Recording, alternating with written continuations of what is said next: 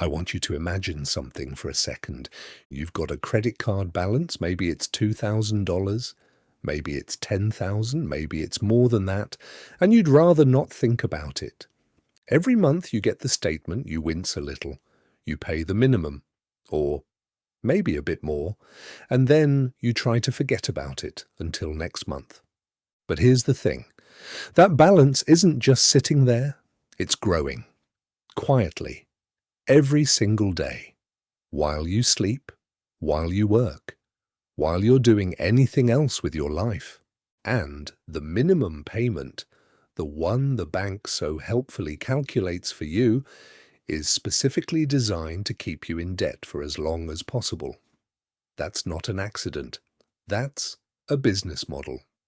Today we're going to talk about how to break out of that cycle, the fastest way, the smartest way, and the most psychologically sustainable way. Welcome back to Glen Talks Finance. I'm Glen, and if you're carrying credit card debt right now, this episode is for you. Before we talk about how to get out of credit card debt, I want to make sure you really understand why it's so damaging, because I think a lot of people know it's bad, but they don't fully grasp just how bad. Let's talk about interest rates. The average credit card interest rate right now is somewhere around 20 to 25% per year. Some cards are even higher than that. Store cards, retail cards. Some of those are sitting at 29 or even 30%. Now let's put that in real numbers. Say you have $5,000 on a credit card at 20% interest, and you only make the minimum payment each month, which is typically around 2% of your balance, or a fixed minimum, whichever is higher. Do you know how long it would take to pay that off? Over 20 years. 2 decades, to pay off $5,000, and in that time you'd pay more than $7,000 in interest alone, so that $5,000 debt would actually cost you $12,000 by the time you're done. Read that again, $12,000 for a $5,000 debt. That is the true cost of only making minimum payments, and the bank knows this. The minimum payment is not there to help you. It is there to maximize the amount of interest they collect from you over time. Now, here's another thing people don't realize. Credit card interest compounds daily, not monthly, daily. Every single day, they calculate interest on your balance and add it to what you owe. So tomorrow you're paying interest on a slightly bigger number than today. This is why credit card debt feels like quicksand. The harder you struggle with minimum payments, the deeper you sink. But here's the good news. Once you understand how it works, the path out becomes clear, and it's faster than most people think. Okay, so you want to get out of credit card debt as fast as possible. There are 2 main methods people use, and I'm going to explain both. Tell you which one saves more money, and tell you which one most people actually stick to. Because those are 2 different answers. Method 1 is called the debt avalanche. Here's how it works. You list all your debts from highest interest rate to lowest. You make the minimum payment on everything, and then you throw every single extra dollar you have at the debt, with the highest interest rate first. Once that one is paid off, you take everything you were paying on it and roll it onto the next highest interest rate debt, and so on, until they're all gone. Mathematically, this is the most efficient method. You're attacking the most expensive debt first. You minimize the total interest you pay over time. If you run the numbers, the avalanche method almost always saves you more money than any other approach. The downside, it can feel slow. If your highest interest debt also happens to be your biggest balance, it might take a long time before you get to cross anything off your list. And for some people, that lack of visible progress is demoralizing. They lose motivation. They give up. Which brings us to method 2, the debt snowball. The snowball method was popularized by personal finance expert Dave Ramsey, and the idea is simple. Instead of ordering your debts by interest rate, you order them by balance, smallest to largest. You make minimum payments on everything, and you throw every extra dollar at the smallest balance first, regardless of the interest rate. Once that smallest debt is wiped out, you feel something powerful, a win, a moment of progress, and you roll what you were paying on it onto the next smallest debt. And you build momentum. Psychologically, this method is incredibly effective because personal finance is not just about maths, it's about behavior. And behavior is driven by emotion, by momentum, by the feeling that you're actually making progress. Studies have shown that people who use the snowball method are more likely to stick with their debt payoff plan, even though they pay slightly more interest overall. So, which should you choose? My honest answer is this: if you are highly disciplined and motivated by numbers, use the avalanche. You'll save the most money. If you've tried to pay off debt before and lost motivation, use the snowball. The wins will keep you going. And if you're not sure, use the snowball. Getting out of debt at all is infinitely better than choosing the mathematically optimal method and then quitting. The best debt payoff strategy is the one you actually finish. Okay, so now you've picked your method, avalanche or snowball. Great, but I want to give you some extra tools that can dramatically speed up the process. Tool number 1, the balance transfer card. A balance transfer card lets you move your existing credit card debt onto a new card that offers 0% interest for an introductory period, usually somewhere between 12 and 21 months depending on the card. Think about what that means. Instead of 20% interest compounding daily on your balance, you pay 0 interest. For up to nearly 2 years, every single payment you make goes directly toward reducing your actual debt, not toward feeding the bank's interest machine. This can save you hundreds or even thousands of dollars and dramatically shorten your payoff timeline. Now, there are a couple of things to watch out for.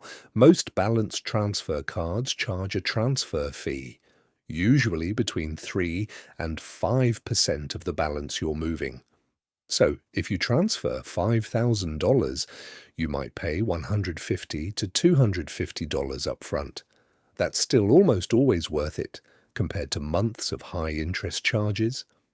And the second thing, you need to pay off the balance before the introductory period ends, because when it ends, the interest rate often jumps to a high standard rate. So, have a plan. Divide your balance by the number of months in the intro period. That's roughly what you need to pay each month to clear it in time. Tool number 2, call your credit card company and ask for a lower rate. I know, this sounds too simple, but it works more often than people expect. If you've been a customer for a while, if you have a decent payment history, just call them up. Tell them you've been a loyal customer, you've noticed the interest rate is quite high, and you'd like to discuss whether there's any flexibility on the rate. Studies have found that a significant portion of people who ask for a lower interest rate actually receive one. The bank would rather keep you as a customer at a slightly lower rate than lose you entirely. It takes 5 minutes. The worst they can say is no. Tool number 3, find extra money to throw at the debt.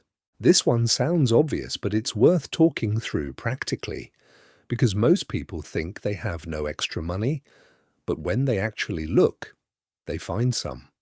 Go through your subscriptions, every streaming service, every app, every gym membership you haven't used since January. Cancel anything you're not actively using. That might free up $50 to $100 a month. Right there. Sell things you don't need. Most of us have stuff sitting around that someone else would pay for. Old electronics, clothes, furniture, books. A few $100s from selling things you don't use anymore can take a meaningful chunk off a debt balance. And consider a temporary income boost, a few extra hours at work, a weekend side gig, freelancing something you're already good at. Even an extra $200 or $300 a month thrown at a debt can cut years off the repayment timeline. Tool number 4, stop using the card. This one seems obvious, but it trips people up. You cannot pour water out of a bucket that has a hole in the bottom. If you're paying down debt on one hand and adding to it on the other, you're running in place. While you're in debt payoff mode, the credit card goes in the drawer, or in a bag in the freezer if you need a more dramatic measure. You use cash or your debit card for everyday spending. You don't add a single dollar to the balance you're trying to eliminate. I want to take a few minutes to talk about something that doesn't get discussed enough when people talk about paying off debt, and that's the emotional side. Because here's the truth. Most people who carry credit card debt feel shame about it, real deep shame. They feel stupid. They feel like they should have known better. They feel like everyone else has their finances together, and they're the only ones struggling. And that shame actually makes it harder to fix the problem, because shame makes you avoid looking at the numbers. It makes you not open the statements. It makes you not talk about it, and you cannot solve a problem you refuse to look at. So I want to say this clearly. Having credit card debt does not make you a bad person or a stupid person. It makes you a normal person who was never properly taught how this stuff works, who probably wasn't warned about how predatory some of these interest rates are, and who is now doing something about it. The fact that you're listening to this right now means you're already ahead of the curve. The second mindset shift is this. Paying off debt is the best investment you can make right now. I know that sounds strange, but think about it. If your credit card charges 20% interest, paying off that debt gives you a guaranteed 20% return, because every dollar you put toward that debt saves you 20 cents in interest every year going forward. Show me a guaranteed 20% investment anywhere else. You won't find one. This reframe is powerful. You're not just getting out of debt, you're investing in your financial future at a guaranteed extraordinary rate of return. And the third mindset shift. Progress over perfection. Some months will be harder than others. Some months an unexpected bill will come up, and you won't be able to put as much toward the debt as you planned. That's okay. The goal is not a perfect streak. The goal is consistent forward motion over time, one step forward every month. That's enough. Keep going. All right, let's bring it all together. Credit card debt is dangerous because of compound interest and minimum payments designed to keep you paying for decades. But you now have the tools to fight back. Pick your method. Avalanche if you're driven by numbers, snowball if you need momentum and wins to stay motivated. Use the power tools if you can. Balance transfer cards to eliminate interest. A quick call to negotiate your rate. Cutting expenses and finding extra income to throw at the balance. And stopping the bleeding by putting the card away. And remember the mindset shifts. No shame. Paying off debt is one of the best investments you can make, and progress over perfection every single time. This stuff works. People get out of credit card debt every single day. Some of them had balances much bigger than yours. They just decided to start, and they kept going. You can do the same. Thanks for listening to Glen Talks Finance. If this episode was useful, please subscribe. I put out a new episode every week covering the money stuff school never taught us. Last week we covered how credit scores actually work.